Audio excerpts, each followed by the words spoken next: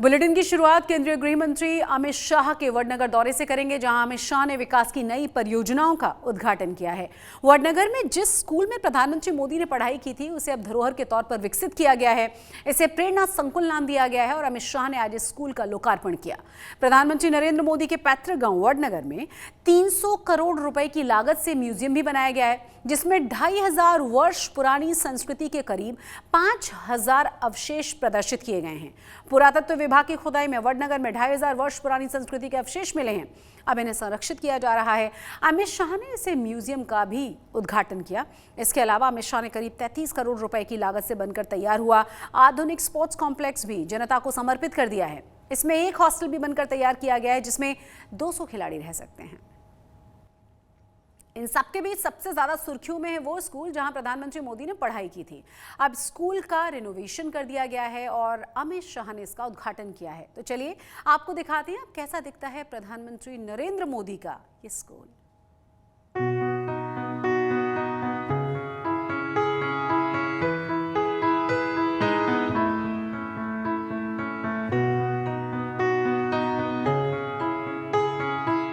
देश के high profile और इंटरनेशनल स्कूलों के बीच गुजरात के वडनगर का ये स्कूल खास है, क्योंकि इस स्कूल का एक छात्र आज ग्लोबल लीडर है। ये वही स्कूल है जहां से प्रधानमंत्री नरेंद्र मोदी ने पढ़ाई की। 1888 में बने इस स्कूल का रिनोवेशन करके अब इसे प्रेरणा संकुल में तब्दील कर दिया गया है। प्रधानमंत्री नरेंद्र मोदी ने अपनी प्राथमिक शिक्षा जहाँ पे ली वो ये वडनगर का स्कूल है, जिसे प्रेरणा संकुल नाम दिया गया है। और ये हेरिटेज बिल्डिंग है। ये सन 1888 में बना था। बड़ौदा के सयाजीराव गायकवाड़ ने इस स्कूल को बनाया था और यहीं पे प्रधानमंत्री नरेंद्र मोदी की प्राथमिक शिक्षा हुई थी और अब इसे प्रेरणा संकुल में बदला गया है। ये हेरिटेज बिल्डिंग है। उसके अलावा एक नया बिल्डिंग भी बनाया गया है, जहाँ पे पूरे देश से कोने कोने से छात्र यहाँ पे पढ़ाई के लिए आते हैं। पीएम मोदी के संस्मरणों के साथ आने वाली पीढ़ी को युवा नेतृत्व के लिए प्रेरणा मिले, इसीलिए इसे प्रेरणा संकुल का नाम दिया गया है। यहाँ पर आधुनिक तकनीक के साथ साथ नैतिक मूल्यों का पाठ भी पढ़ाया जा रहा है। आज यहाँ पर मैंने प्रेरणा संकुल परिसर का भी औपचारिक उद्घाटन किया, जिस स्कूल के अंदर नरेंद्र मोदी जी ने प्राथमिक शिक्षा प्राप्त करी, वहां आज देश भर के बच्चे इसी रास्ते पर चलने की शिक्षा प्राप्त करने के लिए आ रहे हैं। ये प्रेरणा संकुल आने वाले देश के भविष्य में कई ऐसे बड़े व्यक्तियों का योगदान देने का काम करेगा। यहाँ पढ़ाए जाने वाले पाठ्यक्रम को आईआईटी गांधीनगर ने डिजाइन किया है। स्टडी टूर के तहत देश के सभी जिलों से छात्र यहाँ एक सप्ताह के लिए पढ़ने आते हैं। स्टडी टूर में यहाँ आने वाले बच्चों को स्पेशल एक्टिविटीज के जरिए पढ़ाई के नए नए अनुभव आयामों से परिचित कराया जा रहा है। अब इसको एक ये इनोवेटिव तरह का स्कूल बनाया गया है, जहाँ पे 9 वैल्यूज जो होनी चाहिए एक ट्रू लीडर में, उसके बारे में यूथ लीडरशिप तैयार की जा रही है। तो 9 वैल्यूज़ हैं, जैसे शौर्य और साहस, नवाचार और जिज्ञासा, करुणा और सेवा, स्वाभिमान और विनय। तो ये वो वैल्यूज़ हैं जो बच्चे यदि आत्मसात कर लें तो वो अपनी जहाँ उनको पहुँचना है वहाँ तक पहुँच सकते हैं। तो एक बहुत ही इनोवेटिव तरीके से साइंस और इंडियन हेरिटेज को मिला के एक यूनिक एक्सपीरियंशियल प्रोग्राम ये बनाया गया। नरेंद्र मोदी के मुख्यमंत्री बनने के बाद ये स्कूल चर्चा में आया था। जब मोदी प्रधानमंत्री बने तो गुजरात सरकार ने इसे मॉडल स्कूल के तौर पर डेवलप करके इसे प्रेरणा केंद्र बनाने का फैसला किया था। अब केंद्रीय शिक्षा विभाग ने यहाँ पर देश भर से छात्रों के स्टडी टूर को लेकर ऑनलाइन पोर्टल लॉन्च किया है। इस स्कूल में देश भर से बच्चे पढ़ाई करने आ रहे हैं। यहाँ पर पढ़ाई के साथ खाने और रहने की सुविधा भी है। ऐसे में यहाँ आने वाले नौनिहालों को ये स्कूल खूब लुभा रहा है। सर सीखने को तो बहुत कुछ मिला है। जैसे हम एडवांस्ड टेक्नोलॉजी सीख रहे हैं। यहाँ पे हम 10 स्टेट से बच्चे आए हैं। हमारा जो इंडिया इतना डाइवर्स है, उसकी डाइवर्सिटी हमें सामने देखने को मिल रही है। हम लोगों से अब हम बड़े होंगे, हमें बाहर जाके काम करना होगा, अलग अलग कल्चर, अलग अलग फूड, कॉस्ट्यूम्स, तो हमें अपने आप को अडाप्ट करना होगा। तो वो अडाप्शन का मौका भी हमें मिल रहा है। भारतीय पुरातत्व सर्वेक्षण ने इस स्कूल को भविष्य के आधुनिक शैक्षणिक संस्थान के रूप में विकसित किया है। स्टडी टूर के तहत देश के सभी जिलों से छात्र यहाँ एक सप्ताह के लिए पढ़ने आते हैं। अब तक देश के कई हिस्सों से छात्रों और शिक्षकों के 42 ग्रुप पढ़ने के लिए आ चुके हैं, जिनमें 820 छात्र और 410 शिक्षक शामिल हैं। वडनगर से ब्रजेश दोषी के साथ आज तक ब्यूरो। वडनगर को आज म्यूजियम के रूप में एक और बड़ी सौगात मिली है और इस म्यूजियम में वडनगर की 2500 वर्षों की संस्कृति, सभ्यता और इतिहास को दिखाया गया है। यहाँ खुदाई के दौरान मिली 5000 से ज्यादा कलाकृतियाँ रखी गई हैं, जिनके जरिए वडनगर के सांस्कृतिक इतिहास को समझने में मदद मिलती है। ये भारत में इस तरह की जो पहल है, वो एक पहला म्यूजियम है ये, जिसे केंद्रीय संस्कृति मंत्रालय ने गुजरात सरकार की मदद से तैयार किया है।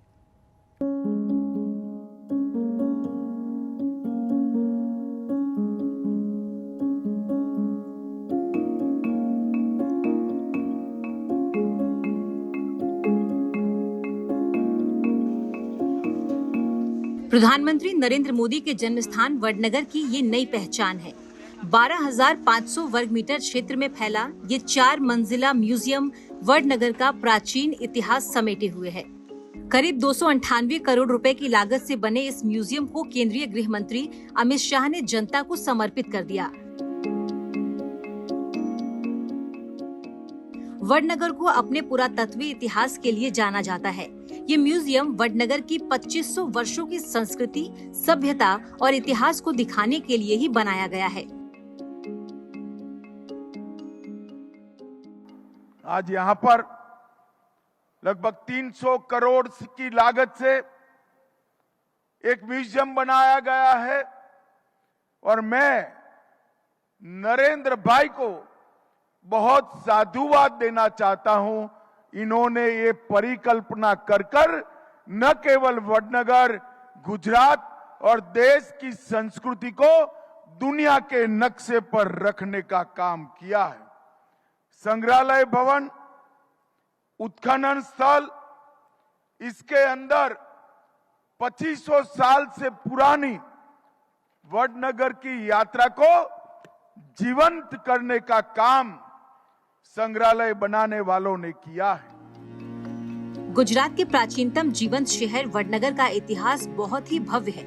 2500 से अधिक वर्षों से लगातार आबाद रहने वाला ये शहर अब नए आकर्षणों के जरिए पर्यटकों को और लुभाएगा।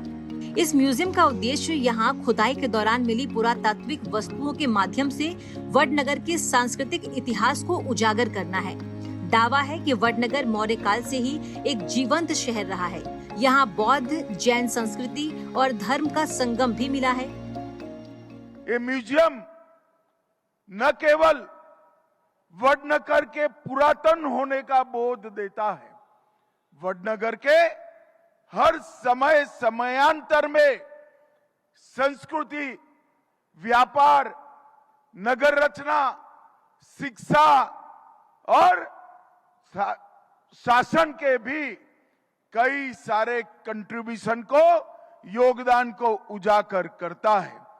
तीन महान धर्मों की ये उपासना स्थली रही है और स्कंद पुराण से लेकर आज तक चमत्कारपुर, आनर्तपुरा, आनंदपुर, वृद्धनगर और वडनगर, ये पूरी यात्रा ये म्यूजियम में आपके सामने चित्रों के साथ रखने का काम म्यूजियम ने निर्माताओं ने किया था। इस म्यूजियम में डिजिटल माध्यम से जानकारी दी जा रही है। ऑडियो विजुअल फिल्मों और एग्जीबिशन के साथ ये आर्कियोलॉजिकल एक्सपीरियंस इतिहास और संस्कृति प्रेमियों के लिए एक बड़ी सौगात है। प्रधानमंत्री नरेंद्र मोदी के जन्मस्थल वडनगर को एक नई भेंट मिली है। वडनगर का एक म्यूजियम बना है जिसको नाम दिया गया है अनंत आदि वडनगर, यानी कि वडनगर का जो पौराणिक इतिहास है, जो पुरातत्वीय जो भाग है वो यहाँ पे दिखाया गया। ये सारी चीज़ें इसी साइट से जो उत्खनन में मिली थी वो सारी चीज़ें यहाँ पे प्रदर्शित की गई है। जब आम जनता यहाँ पे पहुँचेगी तो उनको इन सारी चीज़ों के बारे में जानकारी मिलेगी। वडनगर का जो शैक्षणिक इतिहास रहा है, क्या उसका शैक्षणिक महत्व रहा है, ये सारी जानकारी जो है यहाँ पे ऑडियो विजुअल माध्यम से भी दिखाई जा रही है और साथ ही ये चीज़ें प्रदर्शित की गई है।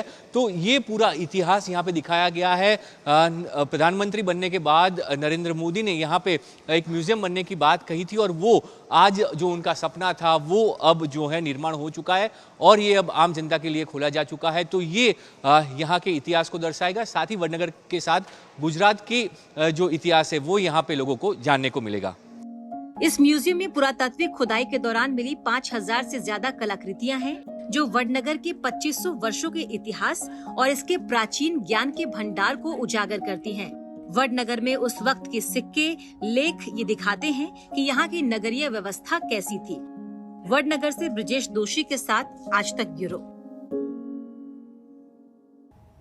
गुजरात के अरावली जिले से वाल्मीकि संगठन ने दंडवत यात्रा शुरू की है। मालपुर इलाके से शुरू हुई ये दंडवत यात्रा दिल्ली पहुंचकर समाप्त होगी और इन्हें इस तरह दिल्ली पहुंचने में करीब 1 साल का वक्त लग जाएगा।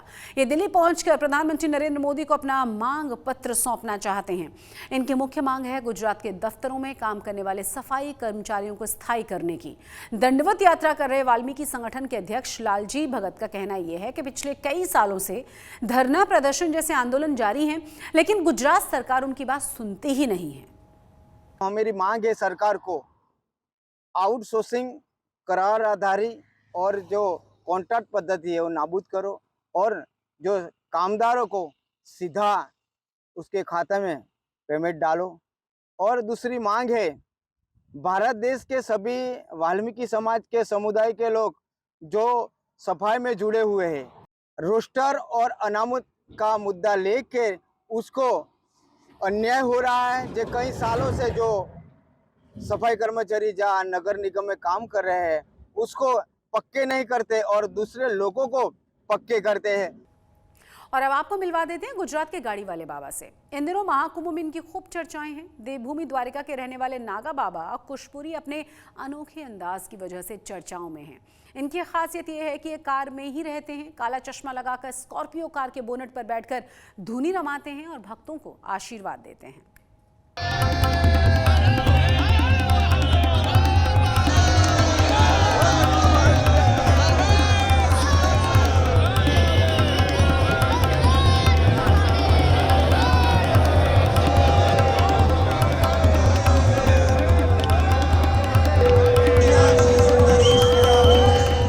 प्रयागराज में चल रहे महाकुंभ में संगम की रेती पर श्रद्धालुओं का सैलाब उमड़ रहा है। लोग यहाँ कुंभ नहाने आ रहे हैं। गंगा, यमुना और विलुप्त सरस्वती के संगम पर पवित्र डुबकी लगाने आ रहे हैं और साथ ही साथ उन तमाम साधु संत, सन्यासियों, महात्माओं और बाबाओं के भी दर्शन कर रहे हैं जो अपने निराले रंग रूप, रहन सहन के रंग ढंग और मुद्राओं से आकर्षण का केंद्र बने हुए हैं। इन्हीं में से एक हैं ये नागा बाबा कुशपुरी, जो स्कॉर्पियो गाड़ी के बोनट पर ही धुनी रमाए हुए हैं। ऐसा होता है कि किसी को संसार की ओर जाना होता है तो किसी को संसार से बाहर आना रहना होता है। तो आई मौज फकीर की और झोपड़ा दिया फूक और सन्यास में आकर भजन करने लगे। जय महाकाल। गुजरात के द्वारकापुरी से आए बाबा कुशपुरी इसी गाड़ी से सफर करते हैं और इसी के बोनट पर गद्दी सजाकर लोगों को आशीर्वाद दे रहे हैं।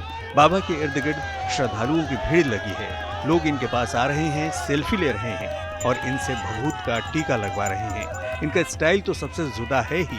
कुंभ में आने का इनका मकसद भी बेहद खास है। अब यहाँ से हम लोग को और शक्तियाँ प्राप्त होती है जिससे हम भक्तों का कल्याण करें, भक्तों को आशीर्वाद दें, जिससे जन कल्याण हो सके, एक हिंदुत्व जग सके सबके अंदर। जय बोलो, जय सनातन की, जय हिंदुत्व की, जय भारत माता की, हर हर महादेव।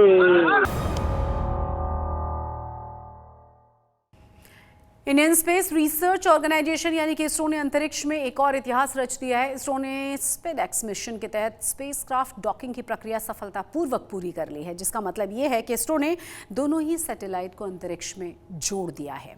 अमेरिका, रूस और चीन के बाद भारत ऐसा करने वाला दुनिया का चौथा देश बन गया है। 4, 3, 2, 1, 0।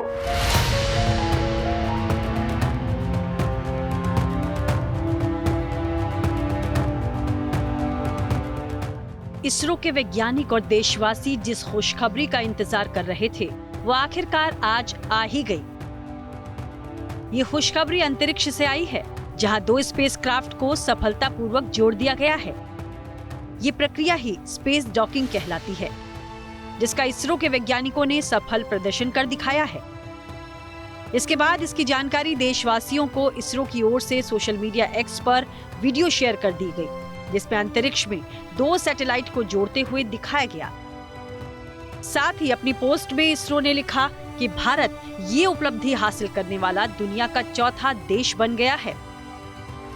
इस सफलता पर पीएम नरेंद्र मोदी ने भी इसरो के वैज्ञानिकों को सोशल मीडिया एक्स के जरिए बधाई दी। तो हमारे 2 सैटेलाइट थे, चेजर और टारगेट। तो चेजर सैटेलाइट पहले जो 20 किलोमीटर की दूरी था उसको नज़दीक लाया गया 5 किलोमीटर, 5 किलोमीटर से 1.5 किलोमीटर। तो ये सब एक्सरसाइज पहले हो चुकी थी और अभी 15 मीटर की दूरी से उसको 3 मीटर की दूरी पे लाके होल्ड पॉइंट जिसको कहते हैं, वहाँ से उसको जो हमारा चेजर स्पेसक्राफ्ट है स्पेडएक्स 1 मिशन का, उसके थ्रू हमने कैप्चर कोशिश किया और वो काफ़ी सक्सेसफुल रहा। हालांकि इस उपलब्धि को हासिल करने के लिए इसरो के वैज्ञानिकों को थोड़ा इंतजार करना पड़ा। दरअसल इसरो ने 30 दिसंबर 2024 को स्पेस डॉकिंग मिशन लॉन्च किया था, जिसके तहत इसरो ने अपने बाहुबली रॉकेट PSLV C-60 से 2 स्पेसक्राफ्ट पृथ्वी से 470 किलोमीटर ऊपर ऑर्बिट में भेजे थे, जिसके बाद 7 जनवरी को इन दोनों स्पेसक्राफ्ट्स को जोड़ा जाना था, लेकिन इसे टाल दिया गया। फिर 9 जनवरी को भी तकनीकी दिक्कत के चलते डॉकिंग टालनी पड़ी। इसके बाद 12 जनवरी को स्पेसक्राफ्ट्स को 3 मीटर तक पास लाने के बाद वापस इन्हें सुरक्षित दूरी पर ले जाया गया था, जिसके बाद आज सुबह इसरो के वैज्ञानिक डॉकिंग कराने में सफल हो गए। इस सफलता को हासिल करने के बाद दोनों स्पेसक्राफ्ट्स के बीच पावर ट्रांसफर किया जाएगा और अगर सब कुछ ठीक ठाक रहा तो इन स्पेसक्राफ्ट्स की अनडॉकिंग भी बहुत जल्दी होगी। अलग अलग मैन्यूअर करके हम 7 जनवरी को अपेक्षा कर रहे थे कि ये डॉकिंग एक्सपेरिमेंट का जो पहला चरण है वो पूरा किया जाए। तो उस समय कुछ रुकावट आने से वो पोस्टपोन किया गया। फिर 9 जनवरी को अगेन अटेम्प्ट किया गया। उसके बाद तब भी हमको लगा कि थोड़ी और उसकी ज़रूरत है एनालिसिस की। डेटा काफ़ी डेटा अच्छा डेटा हमको मिला ये 7 और 9 जनवरी के मैन्यूअर से, और उसको वो डेटा के एनालिस करके फिर आज सुबह लगभग 5:30 से 6:30 के बीच में प्लान किया गया कि ये डॉकिंग एक्सपेरिमेंट का जो मुख्य चरण है उसकी कोशिश की जाए।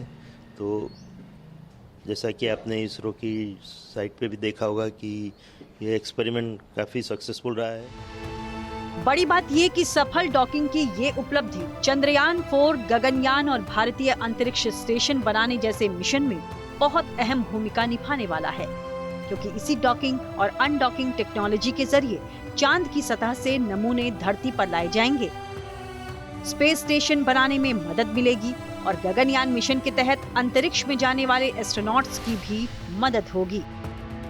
मुख्य उद्देश्य है कि भविष्य में हम जो चंद्रयान 4 मिशन करने जा रहे हैं, जिसमें वहाँ से सॉइल सैंपल्स यानी कि ज़मीन की टुकड़े या जो सतही ज़मीन है उससे जो सैंपल लेके हमको वापस आना है, जिसका एनालिसिस हम करके वहाँ की ज़मीन में क्या क्या तत्व पाए जाते हैं वो सब, या पानी और उसके रिलेटेड कुछ भी जो अवशेष है उसके बारे में पता लगाएंगे यहाँ पे डिटेल एनालिसिस करके।